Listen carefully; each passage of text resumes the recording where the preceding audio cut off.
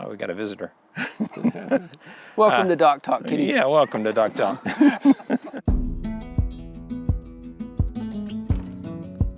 Hey there, welcome to Doc Talk. This is Frank Baker and Hunter Crone with the Lakefront Group. And here we got Tim Bays with us today. We're going to be talking about Meadow Lake and the upcoming election. So, Tim, you have some questions or? I have some questions for you, being in the real estate industry, gentlemen. The connection between the dam projects and investment and increased property values in our community, can y'all speak to that as to whether there's a big difference that y'all have seen in your industry? You know, I guess we can base a lot of this on Lake Dunlap, the history that we have in the recreation of the dam. That dam actually collapsed before, and no one knew it was going to happen. So we were all shocked and surprised. And then Guadalupe County comes in and says 28 to 30% decrease in property value because going from a lake to a river. So we've got a kind of a model to look at with Meadow Lake is that if we don't vote for this dam to be rebuilt, we could have the same drop in property values, could see the same decline. This is a beautiful river, but I think people that bought along here bought with the intention of being able to use boats and have, bulkheads, and it's a different use.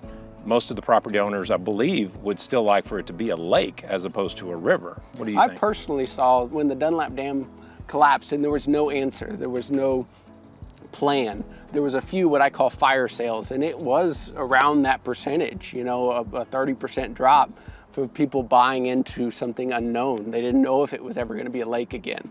And most people held out, and that's what we're kind of seeing right now with the Meadow Lake market is most buyers are holding off and most sellers are holding off until we have direction. So we know what's going to happen, and if we get the direction of the lake coming back, I really see sales coming back because they know that they're going to get a lake back and what that looks like and what the time frame is. So what I'm understanding is any kind of WCID tax to replace the spill gates, which are the spill gates on our dam, would be almost an insurance policy for property values. And not only values that we had before the gates were laid down, but also for growth in the future.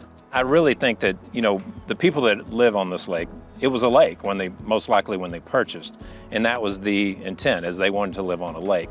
Now that it's a river, I think they want their lake back. And I think that nobody wants to pay more taxes. Nobody wants to, have their assessments go up. But if you look at it in the long term, you're going to get that back. I believe if you reconstruct the dam, the property values will climb. And, again, back to Dunlap, it's the model. When the lake went down, we did see values go down, and we had very few sales.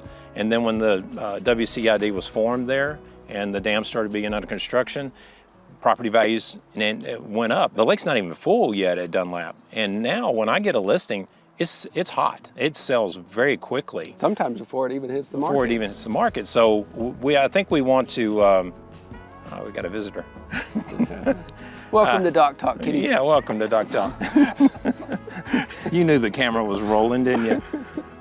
Where was I? But you're exactly right. It is an investment towards their property values.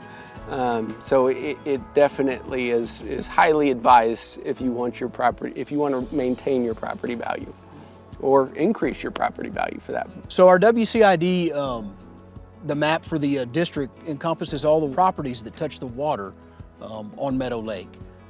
It's a very elongated district, down one side, back up the other. If your property touches the lake, you are eligible to vote in the WCID. Those will be the only properties that are taxed for our spillgate replacement.